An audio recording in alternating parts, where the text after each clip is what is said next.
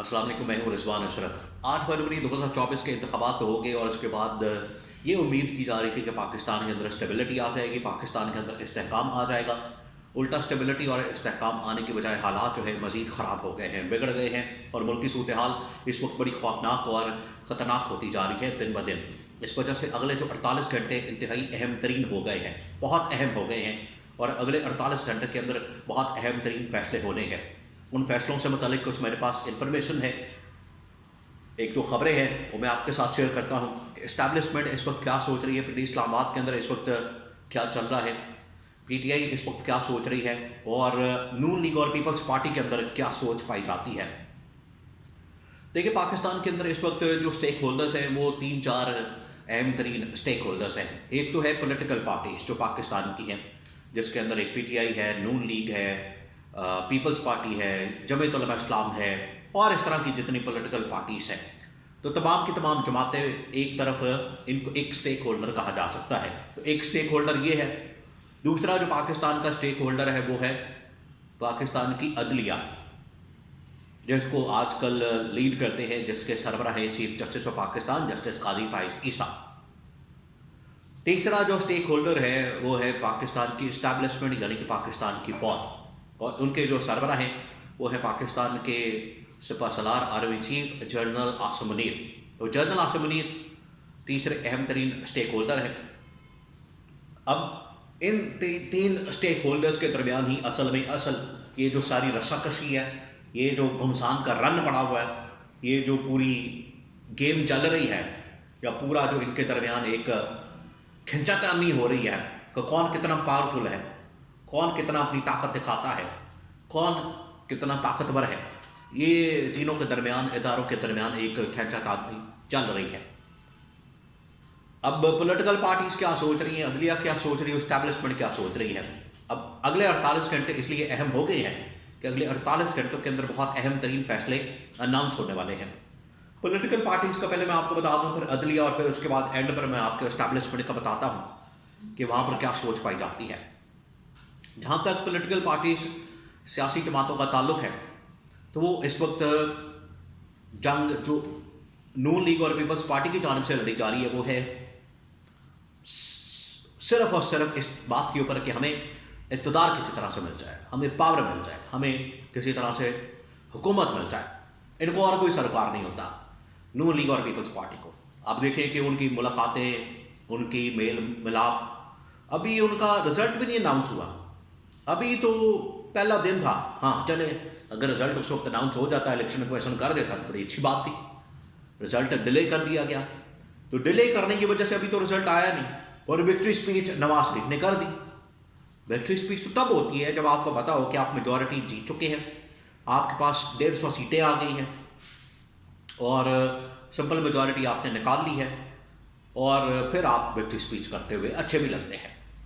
तो नवाज शरीफ ने पहले विक्ट्री स्पीच ठोक दी।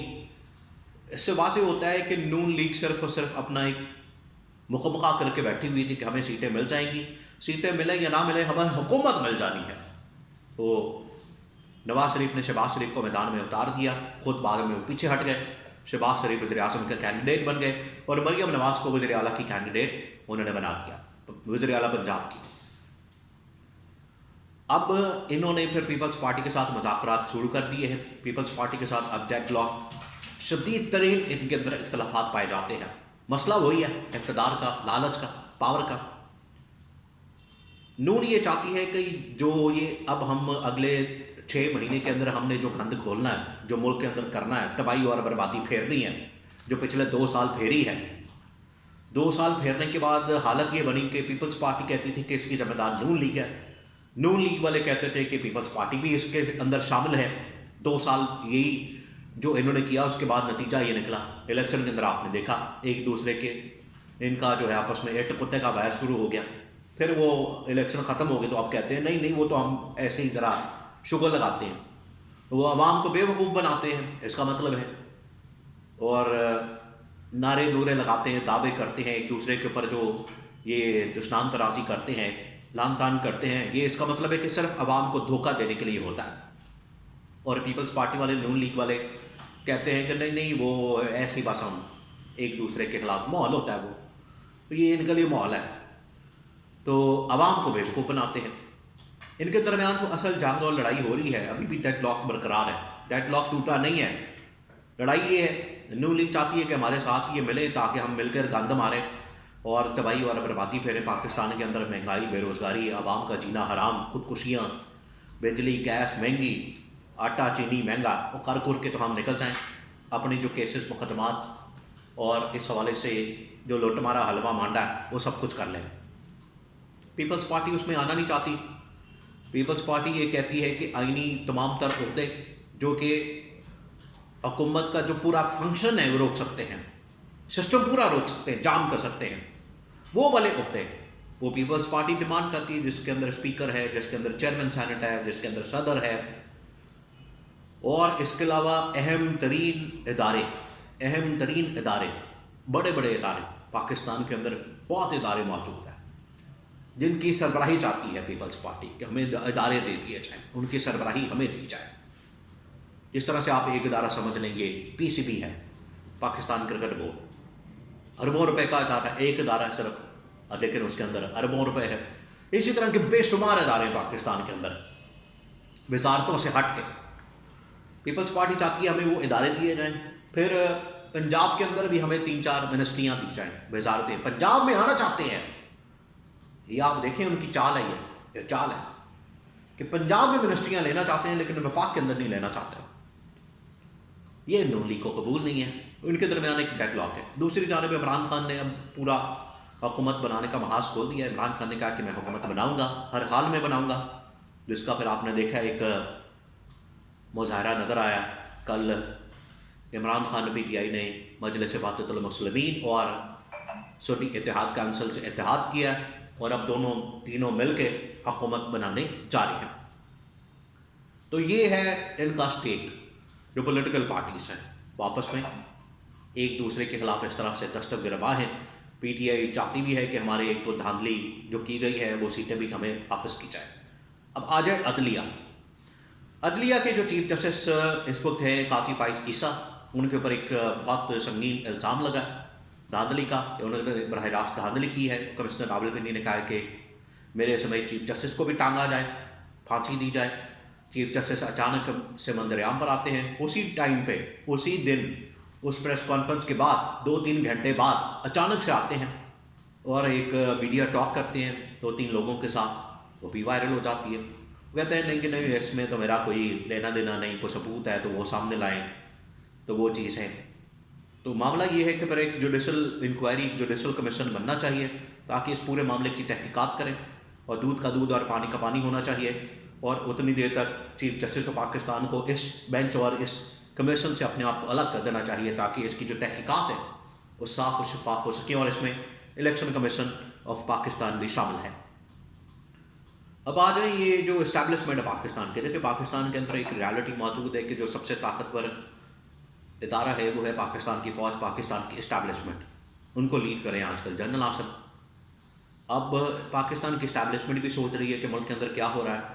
अब उनके ऊपर भी बहुत शदीद तरीन सवाल उठाए जा रहे हैं, क्योंकि GDA के बहुत सारे लोगों ने, इवन कि जमीयत उलमा इस्लाम ने, और जो इधर के लोग हैं बलूचिस्तान के नेशनलिस्ट पार्टीज़ जिसके अंदर अख्तर मेंगल वगैरह भी शामिल हैं, उन्होंने बराह रास्त इल्ज़ाम जो है पाकिस्तान के इस्टेब्लिशमेंट के ऊपर लगाया कि इन्होंने 2-2, 3-3 महीने पहले ही पेमेंटें पकड़ ली। हुकूमत किस किस को देनी है, सिंध किसको देना है, पंजाब किसको देना है, बलूचिस्तान किसको देना है, इस हवाले से पहले पेमेंटें हो चुकी हैं। और उसके बाद ये इलेक्शन जो है वो एक ड्रामा किया गया है, और इलेक्शन जो है एक असल में रस्मी कार्रवाई की गई है, खाना पूरी की गई है, जबकि मामला इससे पहले ही तय हो चुके थे। अब उनके ऊपर बड़ा प्रेशर है, इस्टेब्लिशमेंट के ऊपर बड़ा प्रेशर होता है इस सारी सूरत हाल के अंदर कि मुल्क के अंदर ना स्टेबिलिटी आ रही है, मुल्क के अंदर ना इस्तेहकाम आ रहा है।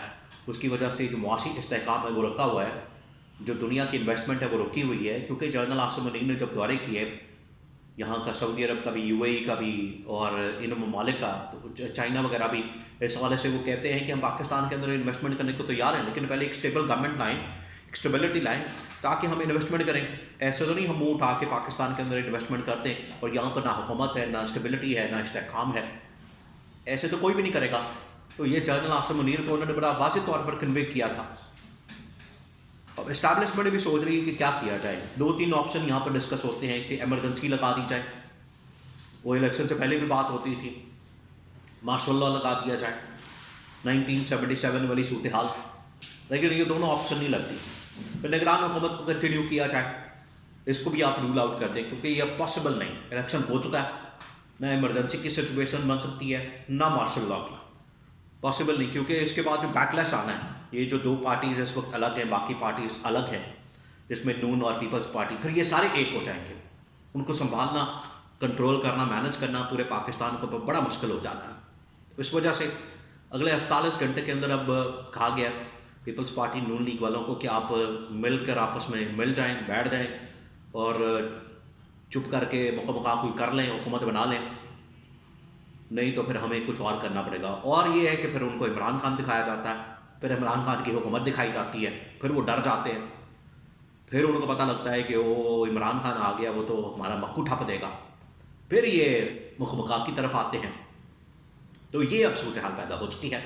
अगले 48 घंटे के अंदर इलेक्शन कमीशन की जानिब से भी कुछ अहम तरीन फैसले सामने आने हैं।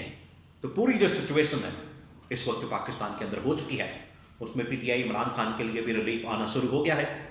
कुछ जमातें हुई हैं, अली मीन गंडापुर, फैसल जावेद खान, उमर अयूब खान, और सीटें मिलने की चांसेस भी बढ़ गए हैं, अहम तरीन जमातें भी लग चुकी हैं।